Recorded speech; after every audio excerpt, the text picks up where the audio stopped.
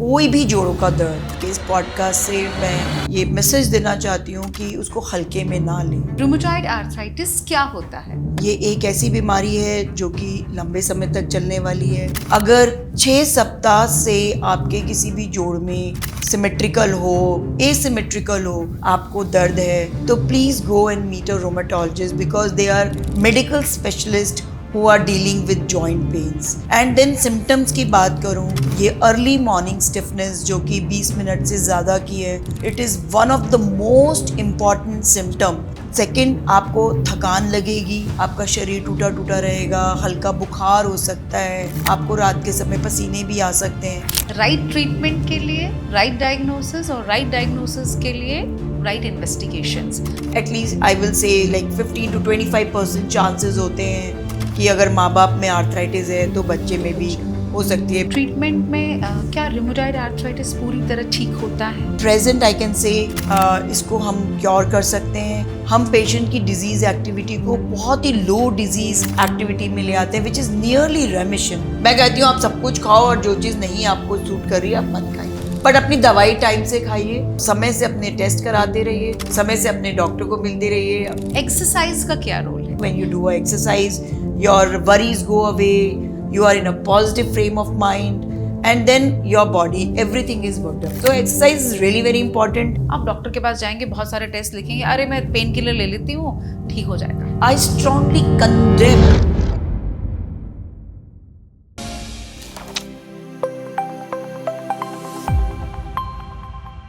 अक्सर हम सोचते हैं कि जोड़ों के दर्द या जॉइंट पेन सिर्फ बुढ़ापे की निशानी होती है, लेकिन क्या हो अगर मैं आपसे कहूं कि 20 या 30 साल के नौजवान भी बिस्तर से उठने में तकलीफ महसूस कर रहे हैं।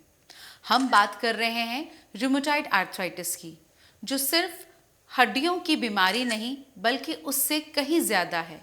नमस्कार, मैं हूं doctor Sheetal Razdan, clinical consultant Felix hospital Noida, और इस पर बात करने के लिए आज हमारे साथ हैं डॉक्टर किरण सेठ, जो एक सीनियर रूमेटोलॉजिस्ट हैं। मैम, बहुत बहुत स्वागत है आपका हमारे फिलिक्स टॉक में। Thank you, Sheetal. Thank you so much. Ma'am, सबसे पहले तो आप एक हमारा कन्फ्यूजन दूर करें। अक्सर लोग हर हड्डी के दर्द को, जो भी जोड़ों का दर्द होता है, उसे आर्थराइटिस समझते हैं। तो मेडिकल टर्म्स में आखिरकार रूमेटॉइड आर्थराइटिस क्या होता है? शीतल, हड्डी का जो दर्द है, जो जोड़ों का दर्द है, वो बहुत जगह से आता है। लेकिन अगर रूमेटॉइड आर्थराइटिस की बात करूं, so it is a matter of concern because it is a chronic auto immune inflammatory polyarthritis. तो ये एक ऐसी बीमारी है जो कि लंबे समय तक चलने वाली है, जैसे कि मधुमेह, हाइपरटेंशन, थायराइड, और इन्फ्लेमेटरी है क्योंकि इसके अंदर बहुत इन्फ्लेमेशन होती है और ये तेज़ी से शरीर के हर अंग को इन्वॉल्व कर लेती है। तो जो घर्षण, जो सूजन आपको जोड़ों पे दिख रही है, वो आपकी आर्टरीज पे भी आएगी, वो आपके लंग्स में भी आ जाएगी, वो किडनीज भी इन्वॉल्व कर सकती है, वो ब्लड वेसल्स भी इन्वॉल्व कर सकती है। तो इन्फ्लेमेशन है, इसलिए बर्डन ऑफ डिजीज़ बहुत ज़्यादा होता है।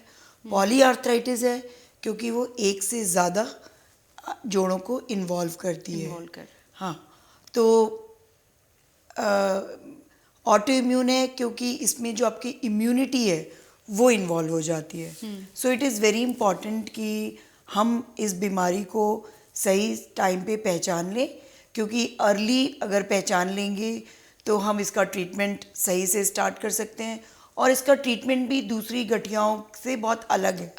हाँ, तो पहले हम लोग इतना अच्छे से ट्रीट नहीं कर पाते थे। इट इज़ ऑलमोस्ट एक 50 साल पहले की बात कर रही हूँ, लेकिन अब इसका बहुत अच्छा इलाज है और हम बहुत ही पेशेंट को कंफर्टेबल करते हुए बाकी सब उसकी जो कॉम्प्लिकेशंस को रोक सकते हैं। अमूमन लोग जो आर्थराइटिस शब्द यूज़ कर लेते हैं, वो जैसे यूरिक एसिड बढ़ता है तो उसको गठिया बोल देते हैं। जो ऑस्टियोआर्थराइटिस, जो वेयर एंड टियर की बीमारी, लेकिन उसमें भी हल्की इन्फ्लेमेशन होती है, उसको जैसे संधिवात उसको बोल देते हैं। बट उसमें हम लोग को फिर भी इतना ज़्यादा परेशानी नहीं है। लेकिन रूमेटॉइड के साथ क्या है कि परेशानी के साथ साथ ये क्योरेबल, मतलब इसको क्योर कर सकते हैं, थोड़ा सा टाइमली पेशेंट का इलाज करके उसकी कॉम्प्लिकेशंस को रोक सकते हैं। ओके, ये तो काफ़ी डरावना लगता है मैम, है ना, कि हमारा ही शरीर हमें ही नुकसान दे रहा है। इसके पीछे आखिर का इतना कोई है क्या, रीज़न क्या है, कोई बहुत बड़ा कोई ट्रिगर फैक्टर? देखो, और ये जैसे मैंने आपको बताया कि एक ऑटो इम्यून बीमारी है। ऑटो इम्यून का मतलब क्या है?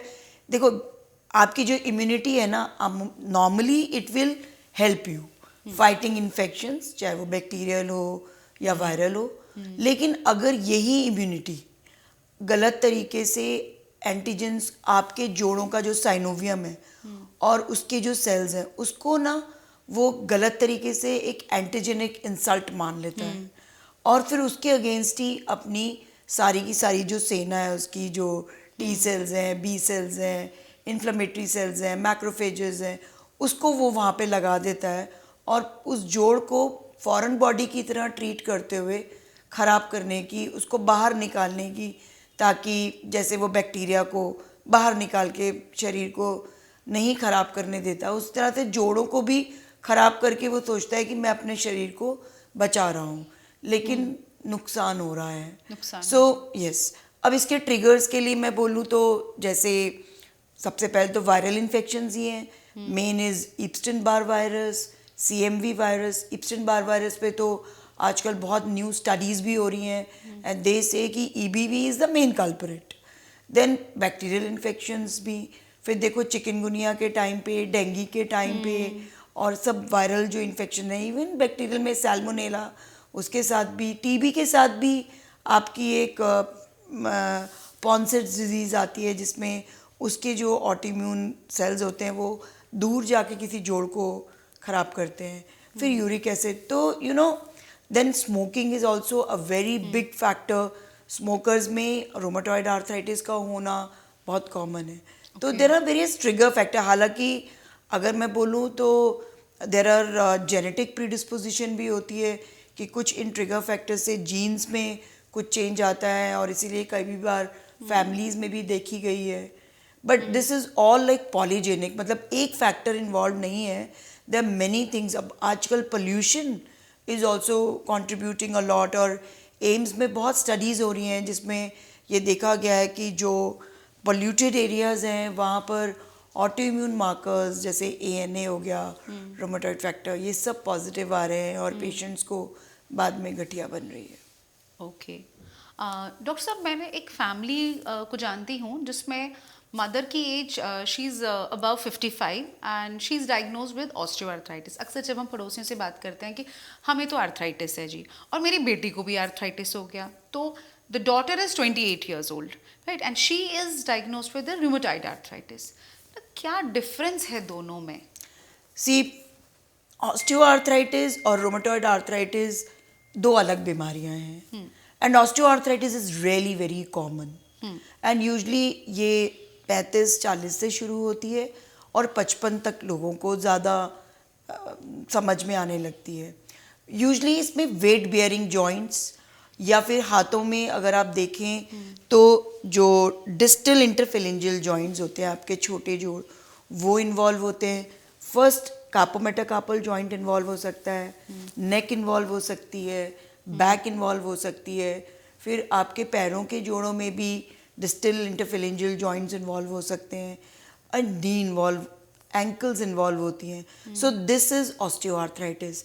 यूजली लेटर एज में आती है, यूजली जिस जोड़ में ट्रॉमा हो जाए उस जोड़ में बहुत जल्दी आ जाती है, उसमें फिर एज नहीं। देन तीसरी जिसमें ज़्यादा घर्षण हो रहा हो, जैसे जो रनर्स होते हैं, स्प्रिंटर्स होते हैं, people who are like playing games, sports injury, इसमें, और इवन रूमेटॉइड आर्थराइटिस में लेटर स्टेजेस में आपको जब जोड़ खराब होने लगता है तब उसमें सेकेंडरी ऑस्टियोआर्थराइटिस बन जाता है। और जैसे रूमेटॉइड आर्थराइटिस मैंने आपको बताया कि ये एक इन्फ्लेमेटरी आर्थराइटिस है, ऑटो इम्यून है, इसमें इम्यूनिटी इन्वॉल्व होती है, इसमें आपके जेनेटिक प्रीडिस्पोजिंग फैक्टर्स होते हैं, प्लस इसमें आपके जोड़ जो इन्वॉल्व होते हैं वो प्रॉक्सिमल इंटरफेरेंजियल जॉइंट्स और डिस्टल इंटरफेरेंजियल जॉइंट्स इन्वॉल्व होते हैं। देन सिमेट्रिकल होती है, दोनों हाथों में, दोनों पंजों में स्टार्ट होगी।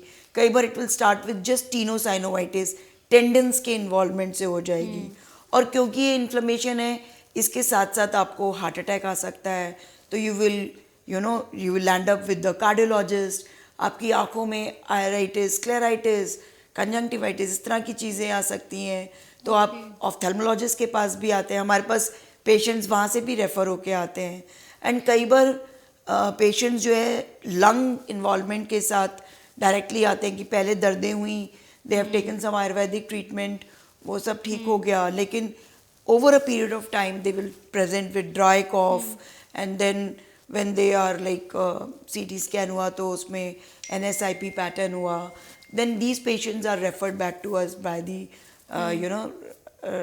pulmonologist. तो रूमेटॉइड आर्थराइटिस का स्पेक्ट्रम बहुत अलग है, ऑस्टियोआर्थराइटिस का स्पेक्ट्रम बहुत अलग है। तो बट दोनों के दोनों में इन्फ्लेमेशन है, बट इसमें बहुत ज़्यादा इन्फ्लेमेशन है, इसमें माइल्ड इन्फ्लेमेशन है। इसमें भी धीरे धीरे ऑर्गन्स इन्वॉल्व होते हैं, but they are completely different diseases. Completely different. तो रूमेटॉइड आर्थराइटिस की जब हम बात करते हैं, यानी कि ये बीमारी किसी भी एज में हो सकती है? यस, और किसी को भी, या कोई जेंडर का कुछ डिफरेंस इसमें नहीं it can happen to anybody and usually child bearing age में फीमेल्स में आती है। I have seen young females like 7 years, even infants. आजकल जो pediatric rheumatology has now become a different department in rheumatology and they are dealing with the kids up to 13-14 years and वहाँ पर भी rheumatoid arthritis quite prevalent है। हमें नहीं पता मतलब इस तरह से, लेकिन this is very much now the department is there in major hospitals where pediatrics बच्चों में ये गठिया देखी गई। बट यूजली हम लोग के पास जो बच्चे आते हैं लाइक 14-15 से तो वहीं से आ गए, अदरवाइज 23-24 ईयर्स जब लाइक फर्स्ट टाइम कंसीव कर रहे हैं या उसको कंसीव नहीं कर पा रहे हैं या जोड़ों में दर्दें आ रही हैं, तो that is the age group. And then एक सर्ज आती है लिटिल लेटर जब मेनोपॉज आता है, जब हार्मोन्स ऊपर नीचे होते हैं। मुझे कहीं ऐसा लगता है कि जब भी आपके हार्मोन्स का मिल्यू मतलब चेंज होता है, लाइक मिनार्की के टाइम पे, देन चाइल्ड बेयरिंग के टाइम पे, देन आपके लाइक ओल्ड एज जब तब उसके टाइम, मेनोपॉज के टाइम पे, these are the time like where because of the hormonal disturbance this rheumatoid arthritis can set in, provided there is a genetic predisposition and the patient has those trigger factors. Quite surprise की थी, छोटे छोटे बच्चे जैसे आपने बताया infants तक को ये प्रॉब्लम हो रही है। बिल्कुल। मेरी हाल ही में एक friend, she is 26-28 years old, तो वो बताती हैं कि वो सुबह उठते ही मतलब इतनी झकड़न होती है पूरे हाथ पैरों में, इवन वो एक चाय का कप अपने हाथ में नहीं उठा सकती हैं। तो रूमेटॉइड आर्थराइटिस में और क्या साइंस हमें मिलते हैं? बहुत this is a very important symptom and सबसे पहले तो जोड़ों में कोई भी जोड़ों का दर्द, आपके इस पॉडकास्ट से मैं ये मैसेज देना चाहती हूँ कि उसको हल्के में ना लें। अगर 6 सप्ताह से आपके किसी भी जोड़ में सिमेट्रिकल हो, एसिमेट्रिकल हो, आपको दर्द है, तो please go and meet a rheumatologist because they are medical specialists who are dealing with joint pains. They are counterparts of orthopedicians, but they are the one who will take your proper history, detailed history कि why this joint has got involved. And then symptoms की बात करूँ, so ये early morning stiffness जो कि 20 minute से ज़्यादा की है, it is one of the most important symptom. अगर ये आपको जोड़ों के दर्द के साथ है तो आपको बिल्कुल भी विलम्ब नहीं करना है, अपने रूमेटोलॉजिस्ट से मिलना है। सेकंड, आपको थकान लगेगी, आपका शरीर टूटा टूटा रहेगा, हल्का बुखार हो सकता है, आपको रात के समय पसीने भी आ सकते हैं। सो ये 20 सिम्टम्स हैं जो कि इस बीमारी के साथ इन्वॉल्व होते हैं। सुबह उठने से जो अकड़न है, that is very important. Weight loss हो सकता है आपका, और फिर ये दोनों हाथों में सिमेट्रिकल हो जाए या दोनों पैरों में हो जाए।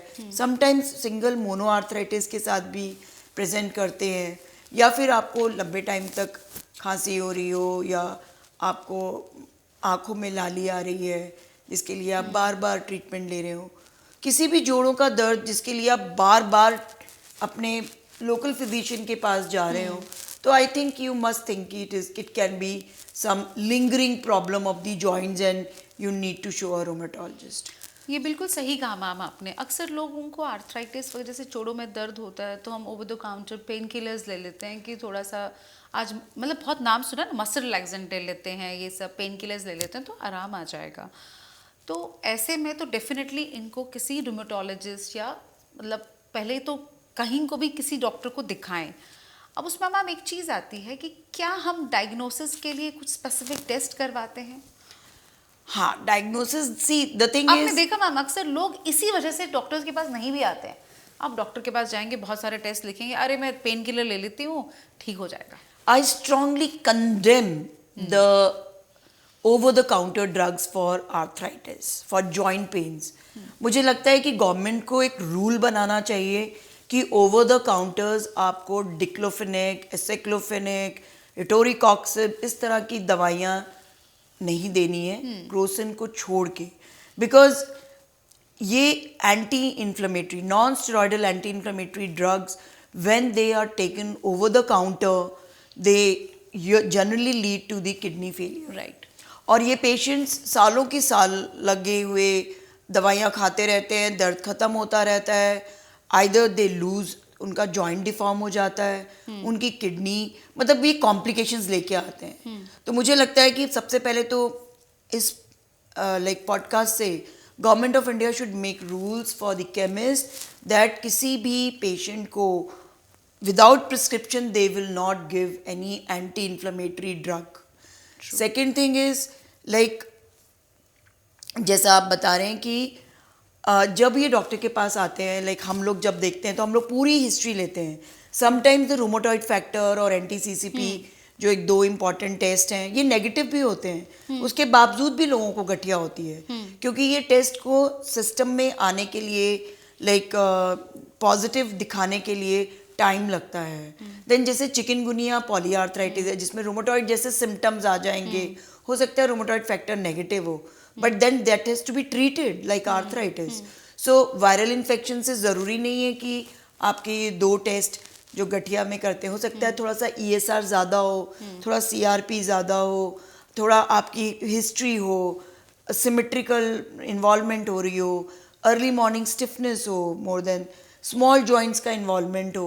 So these are the features where we will label them as seronegative arthritis and we'll keep on working them up with the other test so that we can really specify कि कहीं इसको sarcoidosis तो नहीं है, मतलब इसमें some test करा लेते हैं. Then we also get the anti-nuclear antibody test. Sometimes lupus and connective tissue disorders, they also present with polyarthralgias. So you know like there is a syndrome complex जिसमें कि पेशेंट की age, उसकी demographics, then उसका you know like symptomatology जिससे उसको, then on that background then the test like rheumatoid factor and NTCCP, and then if they are negative but the history is very strong, then we go for the further testing and we try to classify the pattern of disease involvement into that disease. So that is very important, शीतल। और अगर हम diagnosis बना लें, नहीं तो फिर हम observation में रखते हैं ऐसे पेशेंट्स को,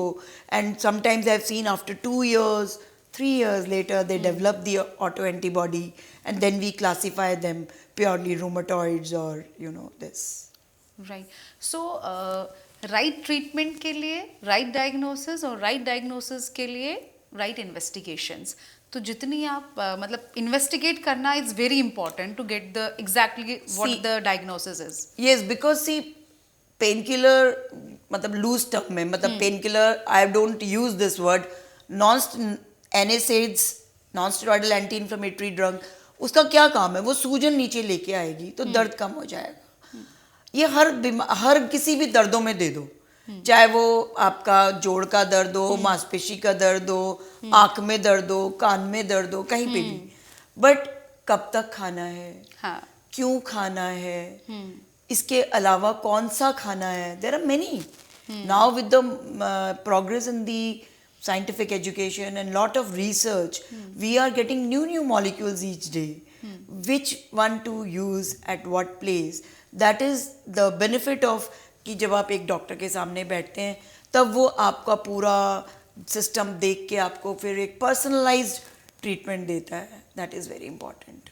so it all depends on that. Right. Ma'am, आपसे जानेंगे कि अगर माता पिता को रूमेटॉइड आर्थराइटिस है तो क्या ये तय है कि बच्चों को भी होगा? जैसे मैंने आपको बताया कि like there is a genetic predisposition, there is some genes which are allocated for that, and that has been inherited, and when there is a insult to the the body in the form of some viral or bacterial or smoking or any other thing, then genes they manifest the disease. So at least I will say like 15 to 25% chances होते हैं कि अगर माँ बाप में arthritis है तो बच्चे में भी हो सकती है, because how it has been distributed, from where the X is coming, where the Y, whether it's a male or whether it's a female, but there is at least 25% of the chances that it can be given to the younger generation from the other generation. Right.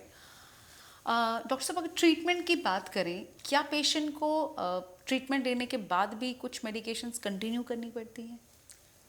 ये question मेरे से patients बहुत पूछते हैं, because वो लोग जब आते हैं तो बहुत डरे हुए होते हैं, and I just give them one simply कि it can be controlled, it can not be cured, but yes, who knows the future with so much of research going on in our branch, ऐसा दिन भी आ सकता है कि like it is cured, we know where to hit the which gene so that production is stopped completely, but till now, at present I can say कि इसको हम cure कर सकते हैं.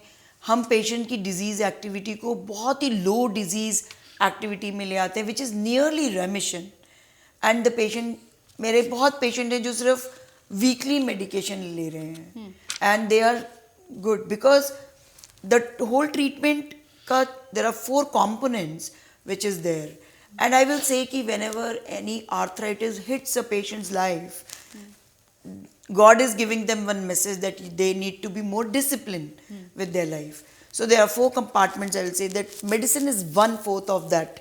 तो दवाई खाना compliant, आपको दवाई रोज खानी है, एक पर्टिकुलर टाइम पे खानी है, you should not forget that. उसके साथ साथ आपका डाइट कैसा है, आपको एंटी इन्फ्लेमेटरी डाइट लेना बहुत ज़रूरी है, जिसमें आपके fruits and vegetables and nuts and berries ये सब इन्वॉल्व करें. सेकेंड थिंग इज़ योग. मतलब आई रियली ले लॉट ऑफ एम्फोसिस ऑन योग and exercise. Maybe going to the gym where you can do combination of exercise will really help, because that helps in the mobility of your joint, stretchability of your joints. It also increases the blood flow in your joints. So ये बहुत important है. And then your mental faculty. आप अपना रिश्ता बीमारी के साथ क्या बना रहे हो. So if you are always cursing your disease, it is because of this I'm not able to do this, then I think that also triggers the disease more. But अगर हम meditation करते हैं, अपनी higher senses को बहुत align रखते हैं, calm रखते हैं, so मैंने देखा है कि the treatment which we give, on the minimal possible treatment also patients, they respond. And then they connect with the doctor. So if you are available, if you hold hands of that person, yes, I am available, I'm just a phone call away.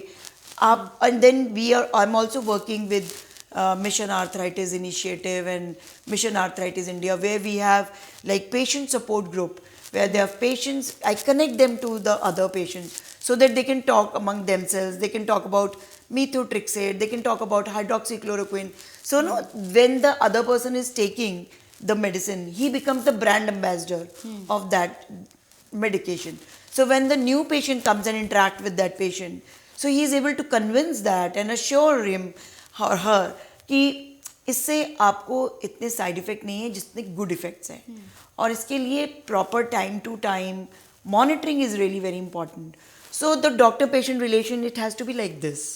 मतलब they have to come to the doctor every 2 months or every 3 months, initially every month also, and whenever they have a problem they should be able to connect with the doctor and then follow the treatment. Follow the treatment. And follow the treatment and follow the lifestyle, follow the diet, follow the mental this thing. Everything counts. Everything is one bit, and these chronic diseases then they are like kept at bay and you can have a good life.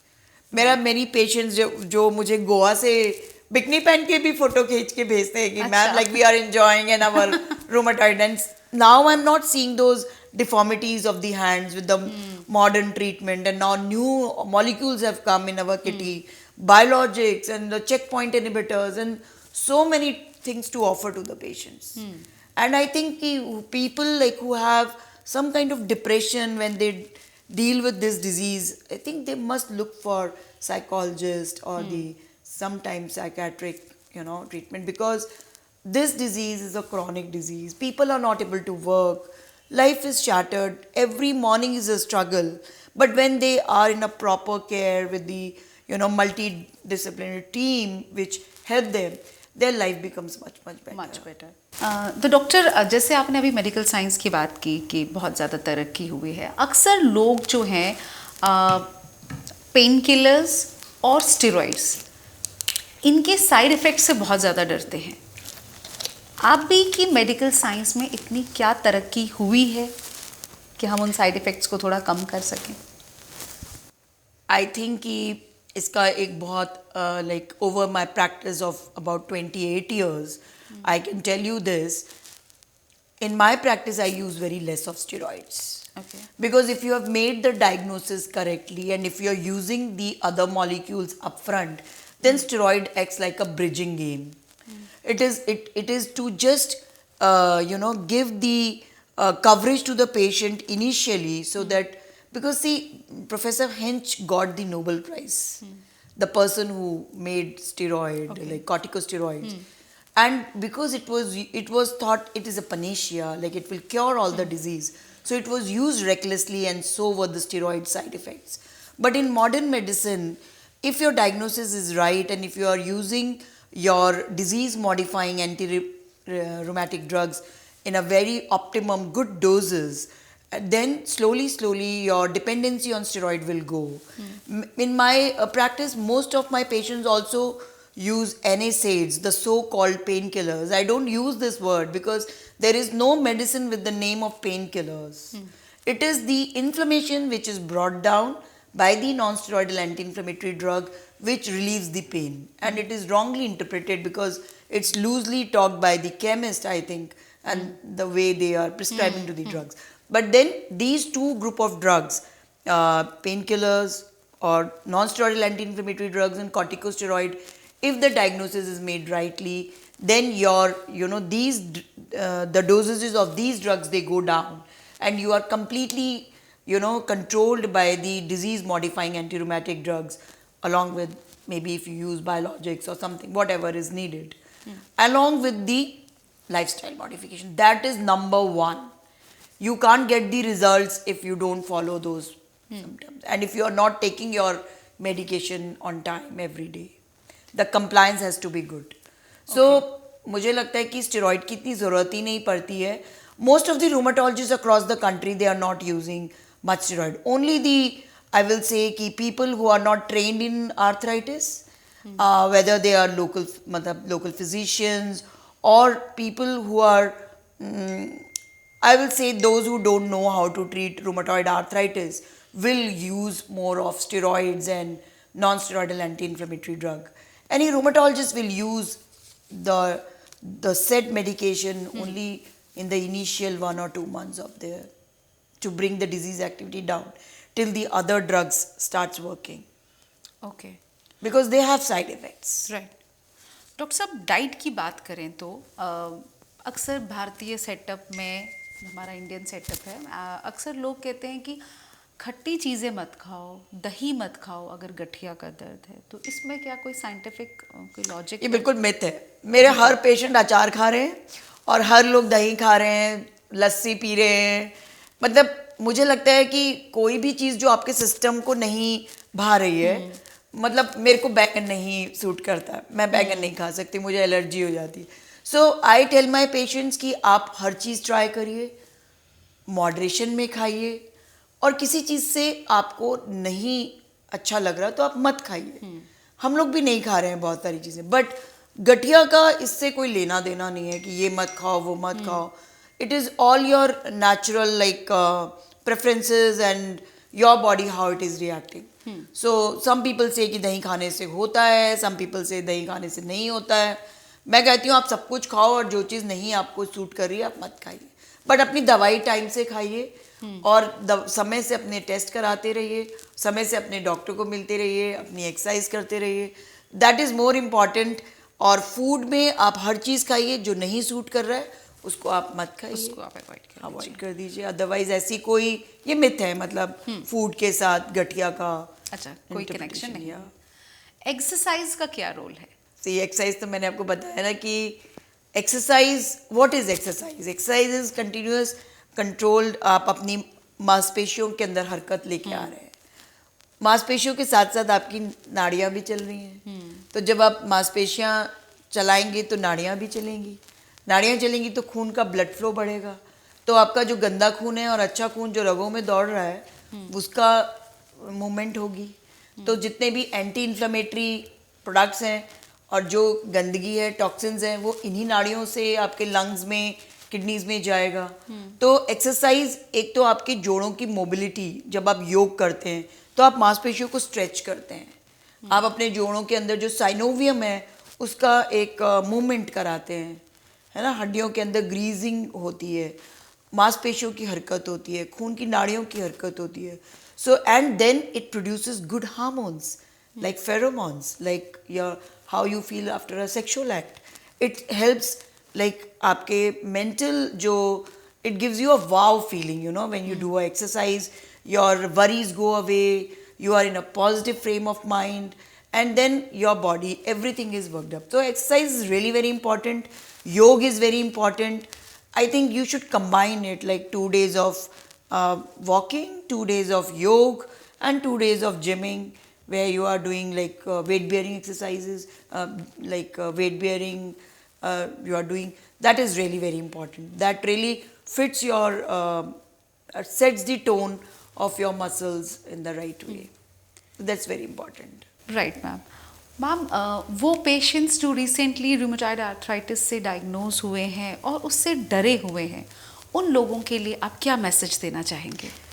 मैं तो यही कहूँगी कि अगर आपकी गठिया 6 सप्ताह से 3 महीने की है तो फ़ौरन अपने रूमेटोलॉजिस्ट से मिलें, बिकॉज यहाँ पे एक विंडो ऑफ अपॉर्चुनिटी होती है कि आपको राइट ट्रीटमेंट देके कई बार गठिया वापस भी मुड़ जाती है। सो अब आज हमारे पास ऐसी दवाइयाँ हैं जिससे कि अर्ली अगर हम दे देते हैं उनको तो डिज़ीज़ बिल्कुल ख़त्म हो जाती है। सो अर्ली रूमेटॉइड आर्थराइटिस से डरना नहीं है, आपको सिम्टम्स को समझना है कि अगर आपको सुबह उठ के अकड़न आ रही है, दर्दें हो रही हैं, आपके अंदर थकान है, आपका वज़न गिर रहा है, हल्का सा बुखार जैसा लगता है, अगर इस तरह के आपके सिम्टम्स हैं तो आप इस पे बिल्कुल बैठे नहीं, इस पे डरे नहीं, तुरंत अपने पास के रूमेटोलॉजिस्ट से मिलें, अपनी डायग्नोसिस बनाएं और शुरू में ही अच्छा ट्रीटमेंट लेके उस चीज़ का मतलब फ़ायदा उठा सकते हैं कि within 3 months to 6 months if you go to the doctor, maybe your disease is reversed and it is completely cured. Right, thank you so much ma'am, thanks a lot for your valuable time. तो आज की बातचीत से यही समझ में आता है कि रूमेटॉइड आर्थराइटिस को सिर्फ जोड़ों का दर्द समझकर नज़रअंदाज करना बहुत बड़ी भूल हो सकती है।